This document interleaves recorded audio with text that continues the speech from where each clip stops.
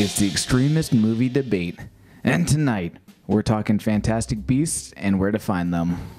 I am Joe. I'm Ethan, and one of us is gonna love it, one of us is gonna hate it. Let the coin decide their fate. I hate it. Okay. I love it. And hey guys, don't throw all your fantastical beasts at us because there's spoilers ahead. This movie currently holds a 76% on Rotten Tomatoes. Ethan, since you hate the film, this first question is for you. Peter Rayner of Christian Science Monitor says, Rowling has a voluminous imagination and Yates keeps things humming along, although, as was also true of many Potter movies, there is often too much of a good thing. Can you elaborate on why, similar to the Marvel Cinematic Universe, having too many films in the overall story can take away from the quality of the product? You have 1 minute. Who came up with the reference to the Marvel Cinematic Universe? Was that you? It was me. All right, good up. So did Yates direct this? You did? I didn't know that. Anyways, yeah, this movie definitely has too much going on, and I don't think it's of a good thing. I think that it's all fabricated storylines. You've got like 7 going on in this movie, and it's all in an effort to establish a franchise to continue on. But the problem is that everything... You have 5 origin stories, where in a Marvel Cinematic Universe movie you have 1 origin story. This one you have like 7, and you have to begin and end all of them within this timeline of this movie, which is what, 2.5 hours? And it's, the best word for it is convoluted, and you don't really connect with anything. Nothing develops to a point where you actually have a chance for emotional resonance with any single storyline, and I think that that's its biggest fault. Okay, Joe, you have 30 seconds to respond.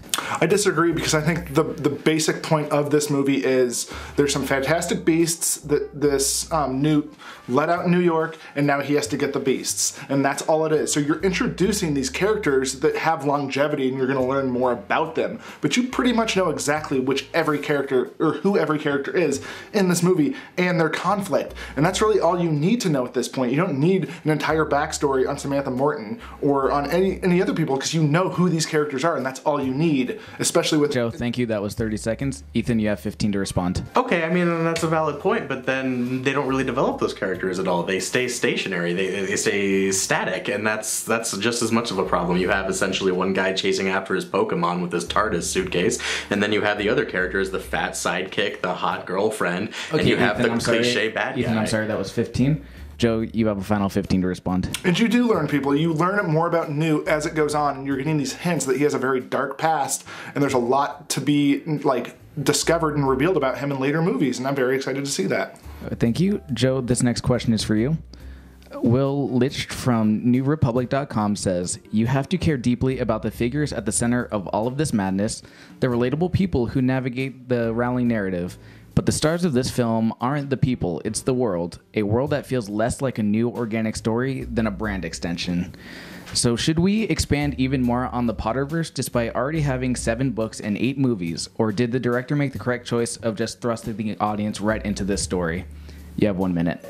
I don't think you need like an origin story for this, because we know magic exists. Like all the stuff that we found out that kind of overlaps from Harry Potter is you have some name recognition. So they say Albus Dumbledore, and they have Grindelwald, which is from the Potter movies, and then you have magic and muggles. So you have these like small little like nods to the Harry Potter universe, but overall this isn't a Harry Potter movie. This is just a movie with magic in that same universe. So I think being thrust into the American side of it is the best way to do it, because if they were to actually sit down there and have like an origin story of all these people, that would have been just cumbersome and just over the top, and it's unneeded because we already have all of the magical like introductory stuff that we need done. Like we already know all of that stuff, so let's just get into the story that we're gonna watch with the Fantastical Beasts series.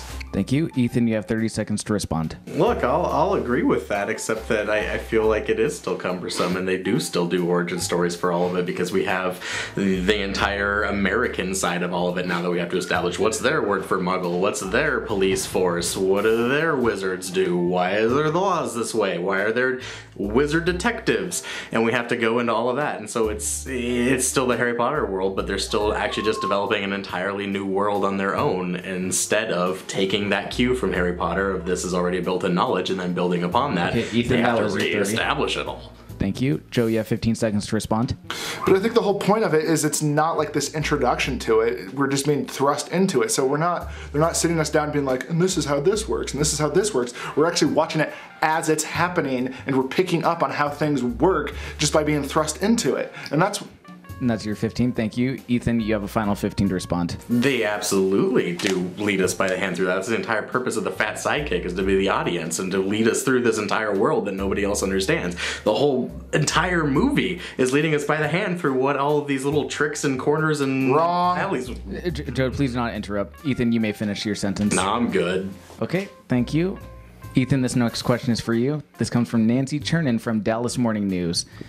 She says, it's not just the sharp-toothed beasts that have bite.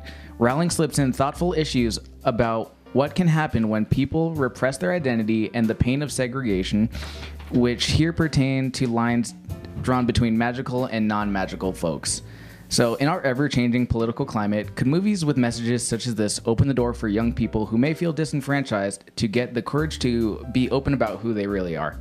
You have 1 minute. I mean, no, it's reading way too much into it. With this movie, you look at something like X-Men 2, where it's all a commentary on homosexuality, where we're repressing those feelings. It leads to sort of social outcast and trying to find your place in a world that accepts you. Whereas this movie, it's definitely dwells on a kid who has magical powers and is not allowed to express those magical powers, but instead of actually trying to find a place that accepts him, it instead teaches you that if you repress, your whatever, your sexuality, whatever X you want to fit in for this, you can actually blow up a whole city and murder multiple people. It's a pretty fucked up narrative if you want to get into that element of it, so no. Okay, thank you. Joe, you have 30 seconds to respond. It's showing like the dark side of it when you repress things. It'd be great if you can find a whole school of mutants that will accept you and help you cultivate that.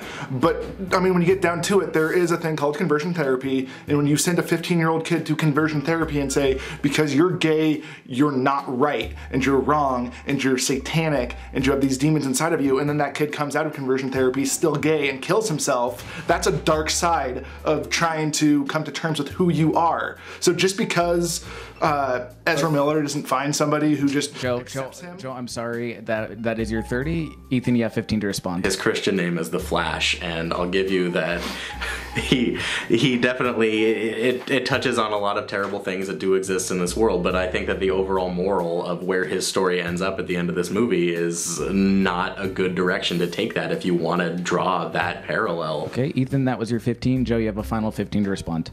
I mean, it's a kid that is brought up in this fundamentalist environment where he's told that this is and just a horrible demonic thing that could happen to him, and I just don't know what else you would want from that. Yeah, so was I, but I didn't rampage on a city. Okay, you're not gay. Okay.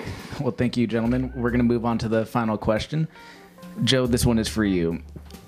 This comes from Brian Lowry from CNN. Brian Lowry says, Fantastic Beasts and Where to Find Them turns out to be a hyperbolic name for a pretty so-so movie.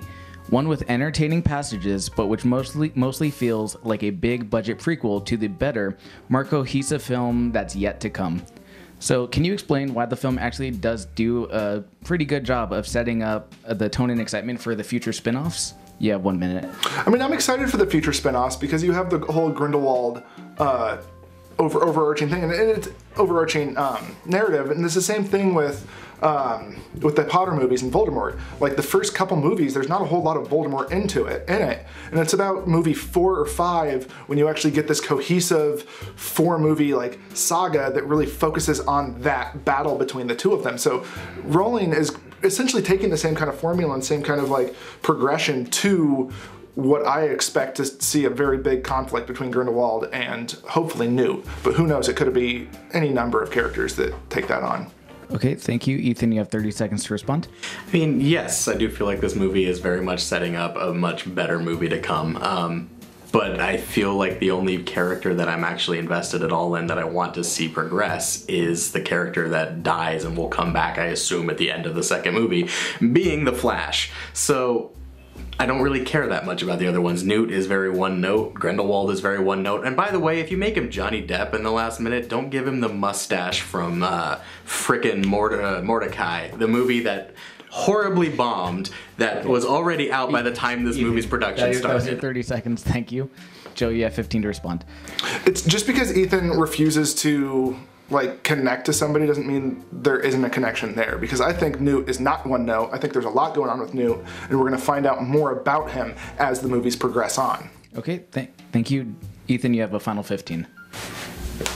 I mean, I just fundamentally disagree. I think, oh, this is a very nice guy who cares about animals. He once had a girlfriend and bad things happened to her and he got kicked out of his boarding school. Wah, wah. Yeah, I hope that they do develop his character more, but that character is not in this movie. This character is just a chick from the Danish Girl prancing around with a suitcase. Thank you. I'm going to have to stop you there. Let's talk about how we actually feel. Ethan, you can start. You have 30 seconds. I actually didn't like this movie. I do feel it's convoluted. I feel it's a lot of flash and very, very little substance. There's a lot of stuff that they touch on that I feel is very, very good, and they should absolutely develop.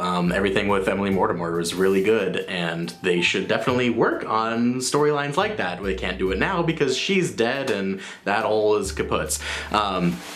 But, you know, ultimately, the senator's death and her death, spoiler, come with just violence and shock instead of actual emotional resonance, and that's where this movie largely fails. Okay, thank you. Joe, you have 30 seconds. No, I really like this movie. And like when Ethan says that they should like expand on certain things like that, it's just like he's already saying it's convoluted, but then he wants every single subplot that's interesting, which is pretty much all of them are interesting. He wants them all to be expanded, and that would just make this a huge cumbersome movie. I think we get enough hints and we get enough of each storyline to make them interesting, because us as a thinking audience can fill in the holes and understand what's happening. We don't need everything spelled out to it for us. Okay, thank you. Well, where can we find you guys online? I'm at, I don't know, we've got Extremist Movie Debate on Facebook, extremistmoviedebate@gmail.com. You can email us. You can leave a comment below, questions, concerns, comments. If you want us to debate an old movie or even a new movie coming up that you want us to make sure, if you're just like, oh, there's this documentary on Netflix that I just watched that I love, like debate that. Like, oh, okay, we'll do that, I suppose. And you can find us on Twitter at Extremist Movie. Also, you can comment below if you want our lovable unpaid intern Jeff to read one of your review questions. We can debate one of those as well. That's fine. It doesn't have to be reviews from online. And I think, did you say Twitter? Mm-hmm. Okay, that's all I got. Okay, thank you and good night. Thanks, guys.